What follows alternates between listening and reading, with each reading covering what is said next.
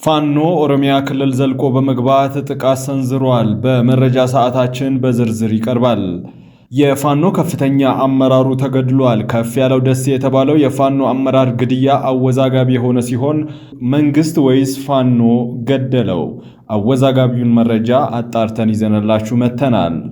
በዓለም አቀፉ የግብረሰናይ ድርጅት ፋኖ ጥቃት ሰንዝሯል በሚል መንግስት ያቀረበውን ወቀሳ ፋኖ ምላሽ ሰጥቶበታል። በዝርዝር እንመለከተዋለን። ይህ ጥበብ ሚዲያ ነው። ጥበብ ሚዲያ በጋዜጠኞች የተመሰረተ ሙያዊ ስነ ምግባርና አክብሮ ሚዛናዊና ተአማኒ መረጃዎችን የሚያቀርብላችሁ የመረጃ ምንጭ ነው። ሰብስክራይብ በማድረግ የደወል ምልክቷን በማብራት የቤቱ አባል ትሆኑ ዘንድ በታላቅ አክብሮት እንጋብዛለን። አሁን መረጃዎቹን በዝርዝር ወደ እናንተ ማቅረባችንን እንጀምራለን። ራሱን የአማራ ፋኖ አንድነት በጎንደር ብሎ የሚጠራው ታጣቂ ኃይል ከፍተኛ አመራር ከፍ ያለው ደሴ ሞት በታጣቂ ኃይሉ ውስጥ ከፍተኛ የሆነ መሸበርን ፈጥሯል። የታጣቂ ኃይሉ ከፍተኛ አመራር የሆነው ጌታ አስራደ በከፍ ያለው ሞት ሐዘኑን መቆጣጠር አቅቶ ሲያለቅስ የሚያሳዩ የስልክ ቅጂዎች በማህበራዊ ሚዲያ ተለቀዋል። ይህ ዜና እስከተጠናከረበት ጊዜ ድረስ ታጣቂ ኃይሉ የከፍተኛ አመራሩን መገደል በተመለከተ የሰጠው መግለጫ የለም። መንግስት ፋኖ በባህር ዳር ከተማ ውስጥ በዩኒሴፍ በተባለው ዓለም አቀፍ የግብረሰናይ ድርጅት ጥቃት መሰንዘሩን ገልጿል። የኢትዮጵያ መንግስት ኮሚኒኬሽን ሚኒስቴር የሆኑት አቶ ለገሰ ቱሉ በትላንትናው ዕለት በይፋዊ በማህበራዊ ትስስር ገጻቸው ባሰፈሩ ጽሑፍ በክልሉ የሚንቀሳቀሱ የታጣቂ ኃይሎች የአማራ ሕዝብ በሰላም እጦት እንዲታመስ ከውስጥና ከውጭ የጥፋት ኃይሎች ጋር ተመሳጥረው ያደረሱት ታሪክ የማይዘነጋው ጥፋትና ውድመት ክልሉ ላይ በስቷል ብለዋል። ይህ ሳያንስ ሕፃናት ላይ ትኩረት አድርጎ እየሰራ በሚገኘው ዓለም አቀፉ ዩኒሴፍ ሰራተኞች ላይ የጥቃት በትራቸውን አሳርፈዋልን ብለዋል። ይህ ኃይል ሕፃናት ታዳጊዎች ወደ ትምህርት ገበታ እንዲመለሱ ለምን አደረጋችሁ? የገንዘብ ድጋፍ በማድረግ ለሕፃናት የተመጣጠነ ምግብ ለማድረስ ለምን ሰራችሁ? በማለት የዩኒሴፍ ሰራተኞችን የማገትና ባህር ዳር ከተማ በሚገኘው ተቋማቸው አቅራቢያ የእጅ ቦምብ መወርወሩን ሚኒስቴሩ ገልጸዋል። ይህ አረመናዊነት እና ዓላማ የሌለው የጥፋት እሳቤ ፈሊጥ የጥፋት ቡድኑ አጀንዳ ይበልጥ ከማጋለጥ ባለፈ ብዙዎችንም አሳዝነዋል ሲሉ ገልጸዋል። የዚህ ኃይል ፍላጎትና ተግባር የአማራ ሕዝብ እንቅስቃሴ እንዲታወክ በማድረግ ሕዝቡ ራሱንና ሀገሩን ለማሳደግ የሚያደርገውን ጥረት በሁሉም ማወክ ነው። ክልሉን የቀነጨሩና ከትምህርት ገበታ የራቁ ሕፃናት ማዕከል የማድረግ እንደሆነ በግልጽ ያሳያል ብለዋል። የቡድኑን ጥፋትና ክህደት ህዝቡ ከበቂ በላይ ተረድቶታል፣ የሚያደርሰውንም እኩይ ተግባር በበቂ መጠን ተገንዝቧል ያሉት ሚኒስቴሩ ለዚህም ከህዝቡ የተውጣጡ ሚሊሻና የጸጥታ ኃይል አባላት የሽብር ቡድኑ ላይ እርምጃ በመውሰድ በመበታተን ተራ ሽፍታነት ወደ ተራ ሽፍታነት እንዲወርድ እያደረጉት ነው ብለዋል። ራሱን የአማራ ፋኖ በጎጃም ብሎ የሚጠራው ታጣቂ ኃይል ድርጊቱን አለመፈጸሙን ገልጿል።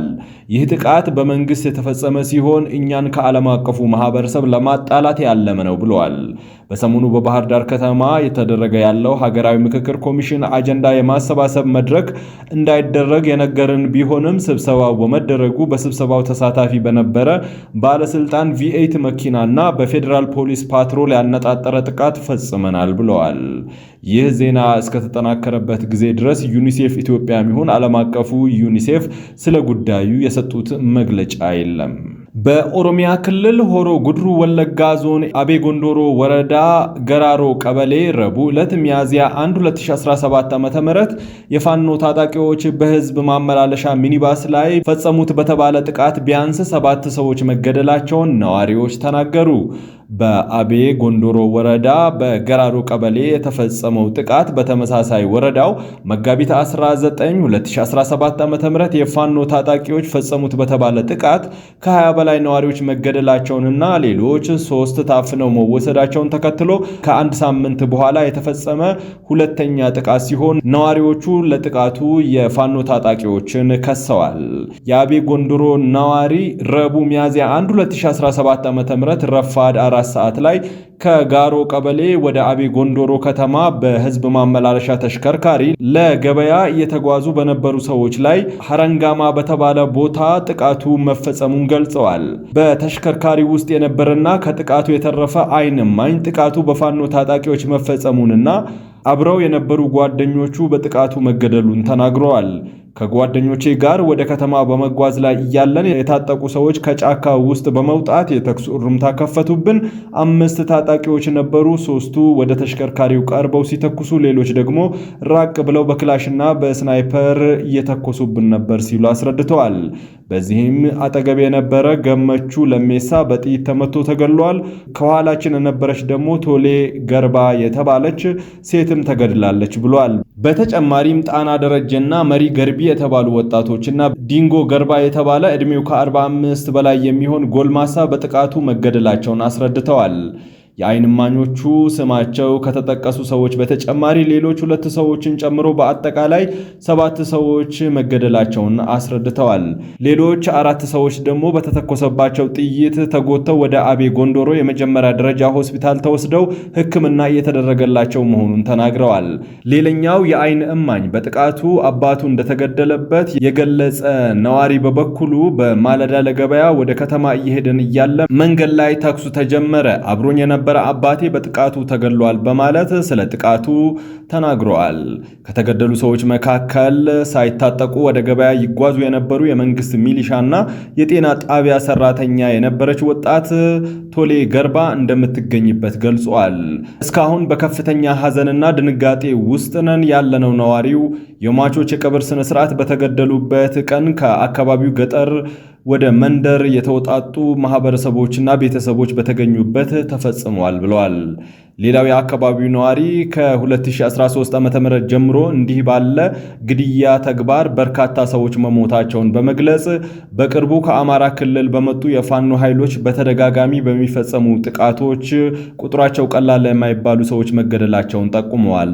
አክለውም የሰው ሕይወት መጥፋቱ ብቻም ሳይሆን በርካታ ቤቶች እየተዘረፉና እየተቃጠሉ መሆናቸውን ተናግረዋል።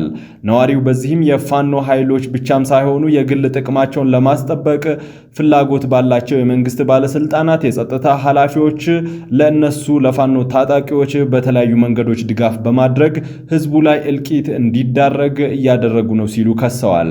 ከነዋሪዎቹ በአካባቢው ያለው የመንግስት ሰራዊት የነዋሪዎቹን ደህንነት ማስጠበቅ አልቻለም፣ ይህም የነዋሪውን ህይወት ጉዳት ላይ እንዲወድቅ አድርጎታል፣ በትኩረት መፍትሄ ሊሰጠው ይገባል ብለዋል። ይህ ካልሆነ ወደፊትም የበርካታ ሰዎች ህይወት ሊጠፋና ንብረት ሊወድም ይችላል ሲሉ አስጠንቅቀዋል። የአቤ ጎንዶሮ ወረዳ አስተዳዳሪና ምክትላቸውን በስልክ ለማግኘትና ስለ ጉዳዩ ለማረጋገጥ የተደረገ ተደጋጋሚ ሙከራ አልተሳካም። በመጋቢት 19 2017 ዓ.ም በተመሳሳይ መልኩ በአቤ ጎንዶሮ ወረዳ ቱሉ ሞቲ ቀበሌ የፋኖ ታጣቂዎች ፈጸሙት በተባለ ጥቃት ከ20 በላይ ሰዎች መገደላቸውን እና ሌሎች 3 ታፍነው መወሰዳቸውን የአካባቢው ኃላፊዎችንና ነዋሪዎችን ዋቢ በማድረግ መዘገባችን ይታወሳል። የአቤ ጎንዶሮ ወረዳ ምክትል አስተዳዳሪ አቶ አያና ዋቄ ጉዳዩን በተመለከተ እንደተናገሩት የፋኖ ጽንፈኞች በአንድ ቀን በፈጸሙት ጥቃት 20 ሰዎች ተገድለዋል ብለዋል። ፋኖ በሚል ስም ራሳቸውን ያደራጁ ታጣቂዎች መከላከያ ሰራዊቱ ወደ አካባቢው ሲመጣ ሸሽተው ጫካ ውስጥ እንደሚደበቁ የገለጹት አቶ አያና ነገር ግን ሰራዊቱ አካባቢውን ለቆ ሲወጣና ጸጥታ የማስከበር ተራው የኦሮሚያ ልዩ ኃይልና የሚሊሻዎች ሲሆን ከበው ተኩስ ይከፍታሉ ሲሉ ከሰዋል። መንግስት የወሰደው እርምጃ በጣም ጠንካራ ስለነበረ እንደ ዘረፋ፣ ቤት ማቃጠልና ግድያ ያሉ ወንጀሎች ቀንሰው ነበር። ነገር ግን መከላከያ ሰራዊቱ ከአካባቢው ከወጣ ቀን ጀምሮ የሚገደሉ ሰዎች ቁጥር በየቀኑ እየጨመረ ነው ብለዋል።